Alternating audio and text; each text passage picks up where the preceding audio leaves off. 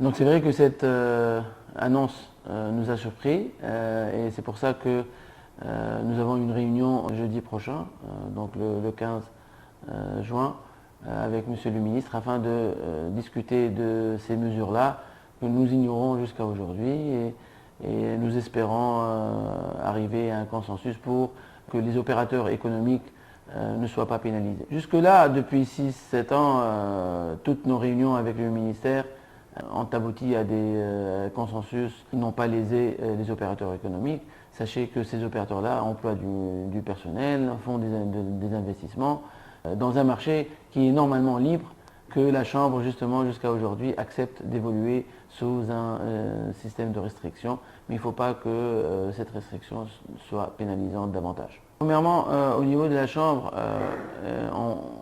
on estime qu'on ne pourra pas faire de concessions s'il n'y a pas des actions véritables par rapport au marché parallèle.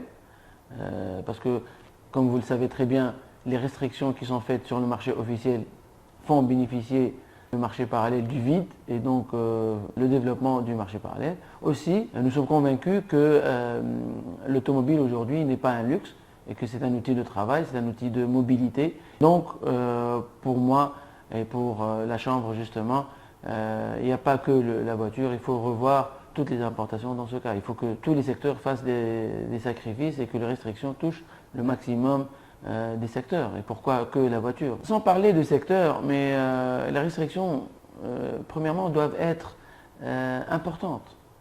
Si on va, en tant que consommateur tunisien, je dirais, je vais toucher tous les secteurs où il y a une production locale. Mais je dirais, là où il y a une production locale, il faut faire des restrictions, pas d'interdiction, mais des restrictions dans ces secteurs-là. Il y a une interdiction d'importation sur des segments qui sont fabriqués localement. Il y a une restriction sur un marché qui est normalement ouvert. Il faut peut-être commencer par les articles ou bien les secteurs où la production locale est bien développée, où elle peut remplacer ou bien répondre convenablement à la demande. Pour nous, la solution réside dans le développement de l'export et non pas la limitation de l'importation. La demande, il ne suffit pas d'avoir un agrément de concessionnaire ou bien d'ouvrir un showroom pour pouvoir vendre. La demande et les immatriculations des véhicules est la même depuis 2010. Donc la demande, elle est exactement la même, elle est à peu près de 77 000 à 80 000 voitures, mais c'est la répartition entre parallèle et officiel qui change d'une année sur l'autre.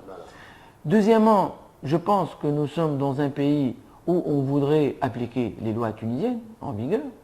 Donc s'il y a une marque qui répond convenablement au cahier de charge, aux spécificités techniques, à l'homologation technique tunisienne, aux exigences du ministère du Transport et du ministère du Commerce, si les investissements nécessaires sont faits et que le développement du réseau pour servir le client est là, je ne vois pas comment interdire une marque, n'importe laquelle, de pénétrer le marché tunisien.